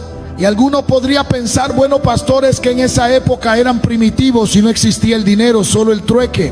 Hermanos, eso es un error histórico. El sistema monetario funcionaba perfectamente en el antiguo Israel. Abraham compró la cueva para enterrar a Sara con 400 ciclos de plata. A José, sus hermanos lo vendieron por 20 piezas de plata. El dinero circulaba, se contaba, se valoraba y se usaba para el comercio. Sin embargo, Dios, en su infinita sabiduría, decidió no pedir el dinero como diezmo. ¿Por qué? Porque el diezmo no era un impuesto financiero para pagar la luz del templo o el salario de un ejecutivo religioso. El diezmo era un sistema de alimentación, era la despensa del reino. Dios diseñó el diezmo para que hubiera comida en su casa y para sostener a 3 grupos muy específicos que no tenían tierras ni herencia: los levitas que servían en el templo, las viudas y los huérfanos. Miren lo que dice Deuteronomio 14:29: y vendrá el levita y el extranjero, el huérfano y la viuda que hubiere en tus poblaciones, y comerán y serán saciados. qué belleza de sistema. No se trataba de enriquecer una estructura, se trataba de justicia social. Se trataba de que nadie en el pueblo de Dios se fuera a dormir con el estómago vacío. Y aquí viene el dato que quizás te va a volar la cabeza y te hará repensar todo lo que te han exigido. Si el diezmo era sobre la tierra y el ganado, ¿qué pasaba con los que no eran agricultores? Imaginen a un pescador en Galilea. Imaginen a un carpintero, a un alfarero o a un comerciante de telas. Según la ley bíblica estricta, estas personas no pagaban diezmo. Podían dar ofrendas voluntarias, sí, y lo hacían con generosidad, pero el mandato del diezmo levítico no aplicaba a sus ingresos monetarios, solo a la producción de la tierra santa de Israel. Piénsenlo, Jesús fue carpintero antes de su ministerio. El apóstol Pablo hacía tiendas. Pedro era pescador. Ninguno de ellos calificaba bajo la ley para dar el diezmo agrícola. Entonces, iglesia amada, tengo que hacerles una pregunta honesta y dolorosa. Si a los carpinteros y pescadores de la Biblia no se les exigía el 10% de sus ganancias, ¿por qué hoy se le exige el 10% de su sueldo al albañil, a la enfermera o al que vive del salario mínimo bajo amenaza de maldición? No me malinterpreten. No estoy diciendo esto para que dejemos de apoyar la obra de Dios. Es obvio que hoy los templos no se pagan con ovejas ni con costales de trigo. La luz se paga con dinero. Los ministerios necesitan recursos y es bíblico y justo que la iglesia sostenga la obra. Yo creo en la generosidad. Creo que un cristiano maduro debe apoyar su casa espiritual. Pero una cosa es dar porque amamos la obra y queremos verla crecer, y otra muy diferente es dar porque nos han torcido las escrituras para hacernos creer que estamos bajo una ley agrícola del Antiguo Testamento. Hemos descontextualizado el mandato. Hemos tomado algo que era comida para el hambriento y lo hemos convertido en dinero para la institución. Saber esto no debe volverte tacaño, hermano. Al contrario, debe quitarte el miedo. Ya no das el dinero pensando, si no doy este billete Dios me va a castigar. No, ahora entiendes que el diezmo original tenía un propósito de amor y sustento. Y si hoy damos dinero, lo hacemos como una ofrenda voluntaria para sostener el ministerio, no como un impuesto divino que si no se paga activa al devorador. Y hablando del devorador, ese es el segundo punto donde más manipulación ha habido. Porque seguramente estás pensando, pastor, pero Malaquías dice que si no diezmo soy maldito. Ese es el versículo que ha mantenido a miles atados al terror. Pero ¿qué pasaría si te dijera que esa maldición no iba dirigida a ti? ¿Qué pasaría si te dijera que esa carta tenía un destinatario con nombre y apellido que no eres tú? Prepárense, porque vamos a leer Malaquías como nunca antes lo habíamos hecho. Ahora, iglesia, necesito que me presten toda su atención, porque vamos a desactivar la bomba que el enemigo ha usado por décadas para mantenerte atado al miedo. Seguramente has escuchado ese versículo citado con voz de trueno desde el púlpito, usado como un arma espiritual contra tu bolsillo. ¿Robará el hombre a Dios? Pues vosotros me habéis robado. Malditos sois con maldición. Santo Dios, ¿cuántas veces hemos temblado al escuchar eso? Te han dicho que si no completas el diezmo, le estás robando a Dios y por lo tanto le das permiso al diablo para que toque tu salud, tu carro o tu trabajo. Te han dicho que la única forma de detener al devorador es pagando. Pero aquí está el segundo secreto que tu iglesia probablemente nunca te explicó con el contexto completo. Esa maldición no iba dirigida a ti. Para entender esto no podemos leer Malaquías 3:8 aislado como si fuera una galleta de la fortuna. Tenemos que leer la carta completa. Si ustedes van al capítulo 1 de Malaquías, versículo 6, verán claramente a quién le está gritando Dios. El profeta dice: el hijo honra al padre y el siervo a su señor. Dice Jehová de los ejércitos a vosotros, oh Hachi, sacerdotes, que menospreciáis mi nombre. Ahí está la clave. La reprensión principal era para el liderazgo corrupto, no para la viuda pobre ni para el trabajador humilde. ¿Y por qué Dios estaba tan enojado con los pastores de aquella época? Porque eran ellos los que administraban el alfolí, el almacén de comida. Los sacerdotes estaban recibiendo lo mejor del pueblo, pero se estaban quedando con la carne gorda para ellos, y estaban ofreciendo en el altar animales ciegos, cojos y enfermos. Estaban robando la comida que por ley debía ser redistribuida a los necesitados. Entonces, cuando Dios dice traer los diezmos al alfolí y hay alimento en mi casa, le está diciendo a los líderes: dejen de robarse la provisión de las viudas, llenen el almacén para lo que fue diseñado para dar de comer al hambriento. Hermanos, esto cambia todo. Tú has vivido con culpa pensando que el devorador te ataca porque no diste el 10% exacto de tu quincena. Pero la Biblia nos muestra que el enojo de Dios era contra una estructura religiosa que se enriquecía a costilla del pueblo y dejaba a los pobres sin comer. ¿Cómo es posible que hoy usemos ese mismo pasaje para oprimir al pobre, diciéndole que si no da lo que no tiene será maldito? Eso es torcer el corazón de Dios. Y aquí viene la verdad más poderosa, la que te va a hacer saltar de tu asiento si realmente entiendes el evangelio. Aun si tú quisieras aplicar esa maldición de la ley hoy en día, tengo una noticia gloriosa para ti. Llegaste tarde para ser maldito, porque hace 2000 años en un monte llamado Calvario, Jesucristo se hizo cargo de eso. Gálatas 3:13 lo grita a los cuatro vientos: Cristo nos redimió de la maldición de la ley, hecho por nosotros maldición. Escúchame bien, hijo e hija de Dios, cuando Jesús colgó en esa cruz, Él absorbió toda maldición, incluyendo la de Malaquías, la de Deuteronomio y la de Levítico. El devorador fue reprendido en la cruz. Si tú estás en Cristo, no hay maldición financiera que pueda tocarte por no cumplir un rito. Tú estás bajo un pacto de gracia, no bajo un pacto de miedo. Así que hoy, como su pastor, te digo con autoridad: suelta esa carga. No des tu ofrenda temblando, pensando que es un pago de protección contra el diablo. El diablo ya fue vencido, no por tu dinero, sino por la sangre del Cordero.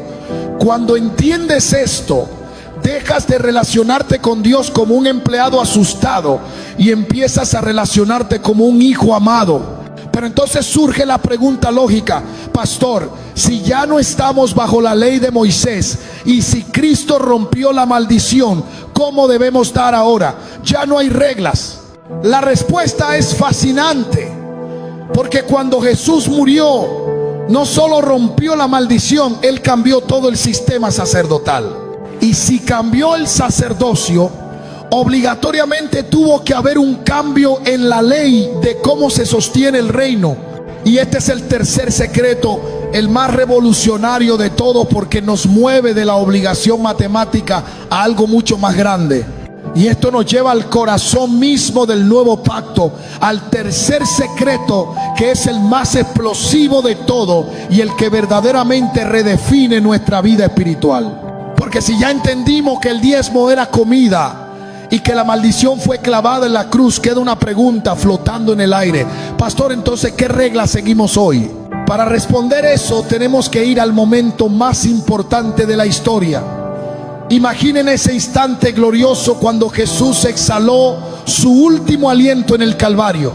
La Biblia dice que en ese preciso segundo el velo del templo se rasgó de arriba abajo. Ese no fue solo un evento simbólico, fue un terremoto legal en el mundo espiritual. Al rasgarse el velo, Dios estaba declarando el fin del sistema levítico. Ya no necesitábamos sacerdotes humanos intermediarios, ni sacrificios de animales, ni rituales de sangre, porque el Cordero de Dios lo había pagado todo. Pero aquí es donde muchos se pierden.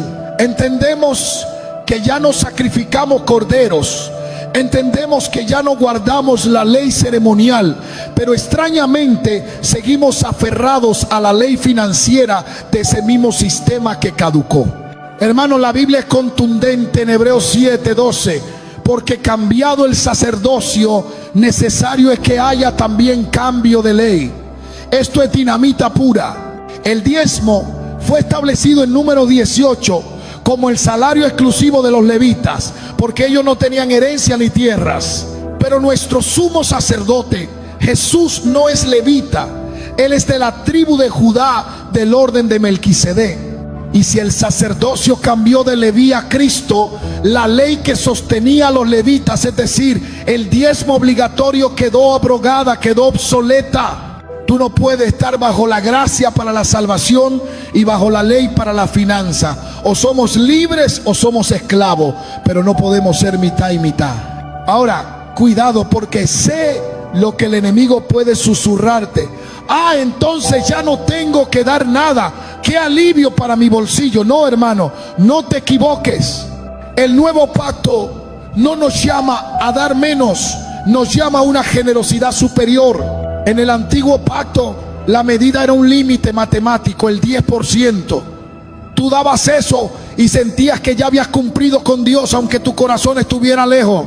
En el nuevo pacto, bajo la gracia, ya no hay techos ni pisos matemáticos. La medida ahora es el corazón. El apóstol Pablo, el gran arquitecto de la iglesia gentil, escribió 13 cartas y en ninguna, escúchame bien, en ninguna ordenó a los cristianos que diezmaran.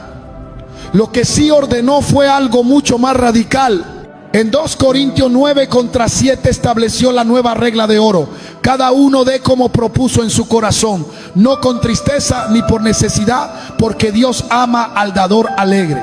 Fíjense en la diferencia abismal. La ley dice tienes que dar el 10%, te maldigo. La gracia dice mira cuánto te amó Dios, mira cuánto te perdonó. Ahora, ¿cómo quiere responder tu corazón? La ley produce calculadoras, la gracia produce adoradores. Cuando tú das por obligación, das como quien paga la renta, con cara larga y esperando el recibo. Pero cuando das por amor, das como quien le compra un regalo a su hijo o a su esposa. No miras el precio, buscas dar lo mejor porque amas a la persona. Esa es la libertad a la que Cristo nos llamó. Yo quiero una iglesia de dadores alegres, no de dadores asustados. Quiero que cuando deposites tu ofrenda sientas un fuego de gratitud, no un frío de culpa. Porque el que da bajo la gracia muchas veces termina dando mucho más que el 10%. Miren a la iglesia primitiva en el libro de los Hechos. Nadie les pedía diezmo, y sin embargo vendían sus propiedades y lo traían todo a los pies de los apóstoles. Daban el 100% no porque una ley lo exigiera, sino porque el amor de Cristo los había inundado. Esa generosidad radical es la que asusta al diablo. El diablo no tiene problemas con que des unas monedas por miedo, pero tiembla cuando ve a un hijo de Dios que suelta sus bienes por amor, porque ese creyente es verdaderamente libre del sistema de este mundo. Entonces, ¿significa esto que Dios no mira la cantidad? Claro que la mira, pero la mira de una forma muy diferente a como la miran los hombres. Los hombres miran el monto del cheque, pero Jesús tiene una calculadora divina que mide el sacrificio y la intención. Y para entender cómo funciona esa matemática del cielo, tenemos que recordar la historia de una mujer que desafió toda lógica financiera, una viuda que nos enseñó que en el reino de Dios a veces menos es más, y que también nos sirve para desenmascarar una de las mentiras más dañinas que se predican hoy: el falso evangelio de pactar para recibir. Hermanos, quiero que visualicen conmigo esa escena en el templo descrita en Marcos 12, porque ahí está la vacuna contra el virus de la avaricia religiosa que ha infectado a tantas congregaciones hoy. Jesús estaba sentado frente al arca de las ofrendas observando. Dice la Biblia que muchos ricos echaban grandes cantidades. Imaginen el sonido de las monedas de oro cayendo en el metal, clink clan. Era un sonido que gritaba poder, que gritaba éxito.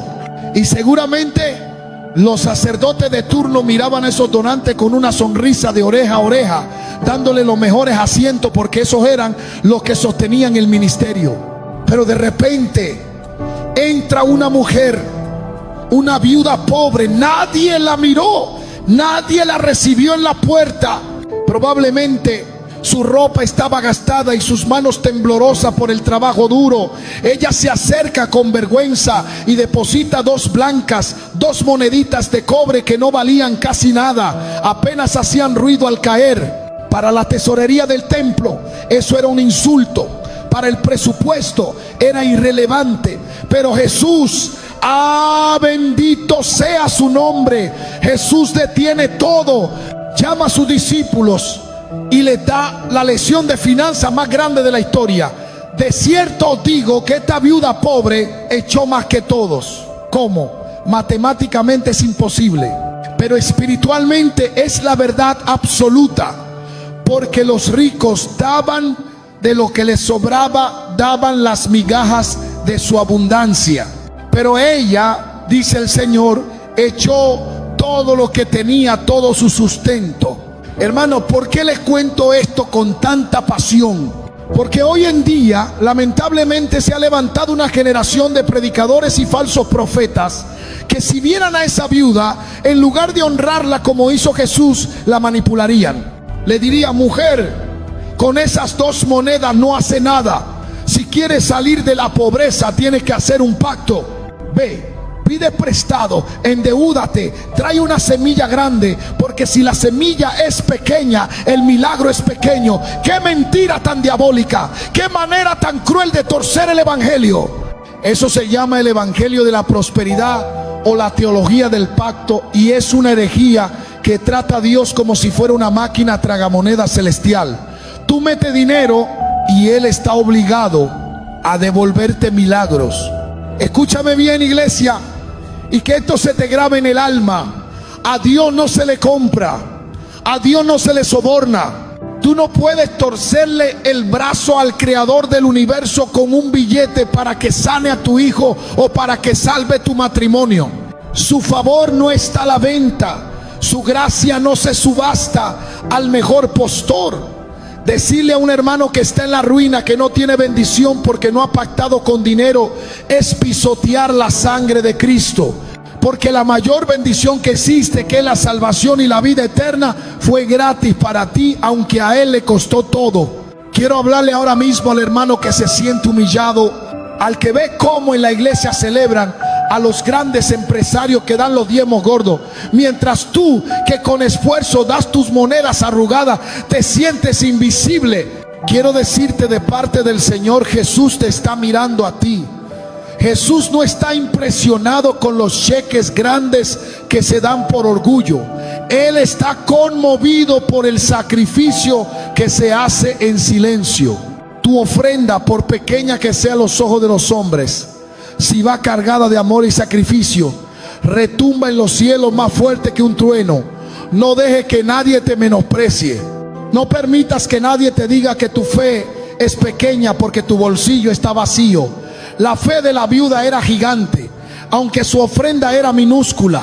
Y quiero advertirles con amor pastoral, pero con firmeza: cuidado con esos mensajes que te prometen que si das dinero todos tus problemas se acabarán. Siembra 1000 y recibirás 10,000. Hermanos, Dios bendice, sí. Dios provee, amén. Yo soy testigo de su provisión sobrenatural. Pero Dios no es un negocio de inversiones de alto riesgo. A veces la bendición de Dios no viene en forma de dinero. A veces tú das y Dios te devuelve salud.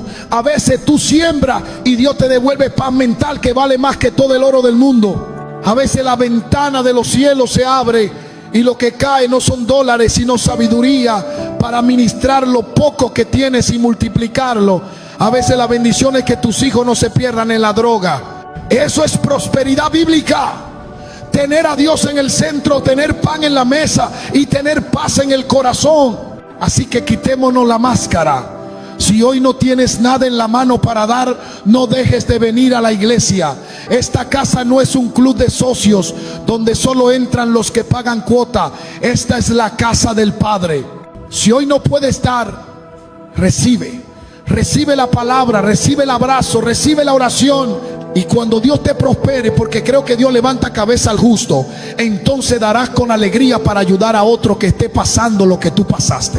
Ese es el ciclo del reino: gracia, gratitud y generosidad, no culpa, miedo y manipulación.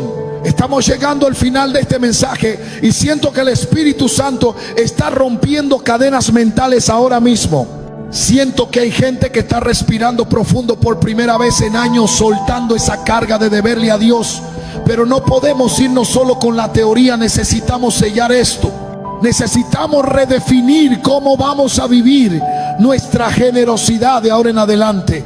Porque ser libre del diezmo obligatorio no significa dejar de dar, significa empezar a dar de verdad con el motivo correcto. Y quiero guiarte en una oración final y un desafío que va a transformar tu economía, no por magia, sino por orden divino. Amada familia, hemos recorrido un camino largo y profundo en este mensaje. Hemos quitado las capas de tradición, hemos desmontado el miedo a la maldición y hemos visto cómo Jesús dignificó la ofrenda de la viuda. Pero no puedo terminar este servicio, no puedo dejarte ir a casa solo con la información teológica en la cabeza.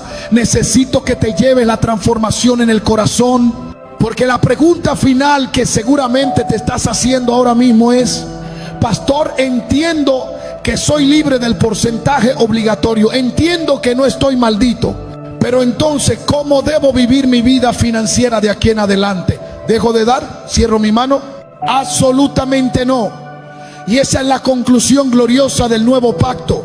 La libertad no es para que te vuelvas tacaño, la libertad es para que te vuelva intencional. Cuando uno deja de dar por ley, empieza a dar por amor. Y el amor siempre, escúchame bien, el amor siempre es más generoso que la ley. La ley te dice, camina 1 milla. El amor dice, caminaré 2. La ley te dice, dame el 10%. El amor dice, Señor, todo lo que tengo es tuyo. ¿Cuánto quieres que use para tu reino hoy? Quiero darte un consejo pastoral práctico. Uno que quizás nunca escuchaste porque no conviene a las tesorerías, pero que es bíblico y salvará a tu familia. El apóstol Pablo en 1 Timoteo 5:8 establece una prioridad sagrada que muchas veces se viola en nombre de la fe. Dice, porque si alguno no provee para los suyos y mayormente para los de su casa, ha negado la fe y es peor que un incrédulo. Hermanos, esto es serio. Dios no quiere que quites el pan de la boca de tus hijos para traerlo al templo y quedar bien con el pastor. Tu primer ministerio es tu casa. Tu primera iglesia es tu familia. Si tú estás endeudado, si no tienes para comer, tu ofrenda a Dios es cuidar de esos pequeños que Él te dio. No te sientas culpable por priorizar la necesidad de tu hogar. Dios no es un Moloch que exige el sacrificio de tus hijos. Él es un padre que cuida de ellos. Así que primero provee para tu casa con dignidad. Y luego, de lo que Dios te prospere, da con generosidad, da con alegría, da para que el evangelio corra. Pero hazlo desde el orden divino, no desde el desorden emocional. Y aquellos que Dios ha bendecido con abundancia, a ustedes que tienen más que suficiente, la libertad del diezmo no es para que acumulen más tesoros en la tierra. Es para que le pregunten al Espíritu Santo, Señor, ya no tengo el techo del 10%. Ahora soy libre para sostener misioneros, para ayudar al comedor de niños, para bendecir a la viuda de la congregación. La verdadera prosperidad no es cuánto logras guardar, sino cuánto logras soltar sin que te duela. Quiero una iglesia de manos abiertas, no porque una maldición los persiga, sino porque una bendición los alcanzó. Damos porque Él nos dio primero, damos porque la gracia nos transformó el corazón de piedra en un corazón de carne. Hoy se rompe en esta casa y en tu vida la mentalidad de esclavo. El esclavo pregunta, ¿cuánto es lo mínimo que tengo que pagar para no tener problemas? El hijo pregunta, papá, ¿en qué puedo ayudarte hoy? Yo declaro que ustedes son hijos maduros, hijos libres. Quiero orar por ti ahora mismo. Siento que es el momento de romper cadenas de miseria, de miedo y de religiosidad tóxica. Ahí donde estás, si puede, levanta tus manos. No como quien se rinde ante un asaltante, sino como un hijo que busca ser cargado por su padre. Cierra tus ojos y recibe esta administración. Padre celestial, Dios de toda gracia y dueño de todo el oro y la plata, Hoy vengo presentando a tu iglesia, a tus hijos amados. Señor, te pido perdón si como cuerpo hemos usado tu palabra para herir a los débiles. Te pido perdón si hemos puesto cargas pesadas sobre hombros cansados. Hoy, en el nombre de Jesús, tomo la autoridad que me da tu evangelio y rompo toda maldición de miedo sobre mis hermanos.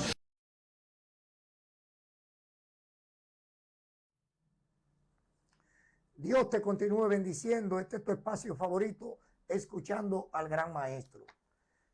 Ustedes han visto cómo la escritura ha sido aquí aplicada.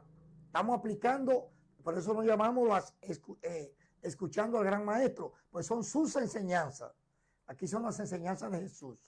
Ustedes ponderarán, gloria al Señor, porque esto es para bendición de la iglesia de Jesucristo, de este nuevo pacto.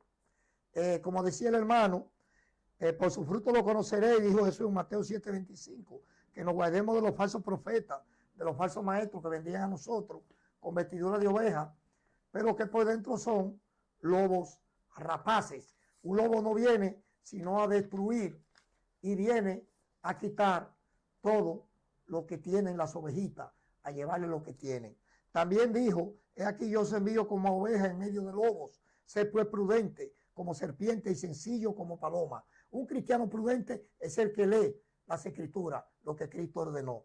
El apóstol Judas dice que estos falsos maestros vendrían a negociar por lucros personales con la iglesia. También lo dijo Judas en su versículo 11, hay de ellos, porque han seguido el camino de Caín y se lanzaron por lucro en el error de Balaán y perecieron en la contradicción de Coré. Estos son manchas en vuestro agape, que comiendo impúdicamente con vosotros, se apacientan a sí mismos, nubes sin agua, llevadas de acá para allá por los vientos, árboles otoñales sin fruto, 2 veces desarraigados. Y ya llegó el tiempo de estos apóstatas y de la doctrina de demonios. Nadie os engañe, dice el apóstol Pablo, 2 Tesalonicenses 2:3. Nadie os engañe en ninguna manera, porque no vendrá sin que antes venga la apostasía y se manifieste el hombre de pecado, el hijo de perdición. Ustedes ponderarán, aquí le estamos enseñando lo que dice el nuevo pacto, la escritura. Nosotros no tenemos nada personal que enseñar, ni tenemos tampoco interés en que usted ni nos sirva ni nos dé. Somos siervos igual que usted. Solo Jesús es quien merece que le sirvamos. Antes de finalizar, queremos también recordarte que la semana que viene nuestro programa de turismo va a estar ya al aire. Aquí, este programa, Noticias y Orientación Turística, un programa con todo. Vamos a estar ya a partir del lunes en el área de Puerto Plata, Sosúa, Cabarete, el área de La Terrena, allá Samaná. También estaremos próximamente en el área de, por ahí por el área de San Pedro, esa zona turística ahí de Guayacanes, y el área de La Romana, Casa de Campo.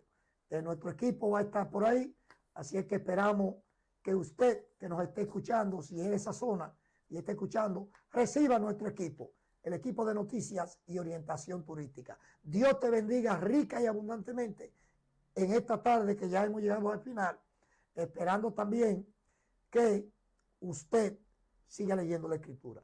Las Escrituras son las que nos harán libres. Dios te bendiga, Dios te guarde. Será hasta el próximo sábado. Escuchando al gran maestro, un programa educativo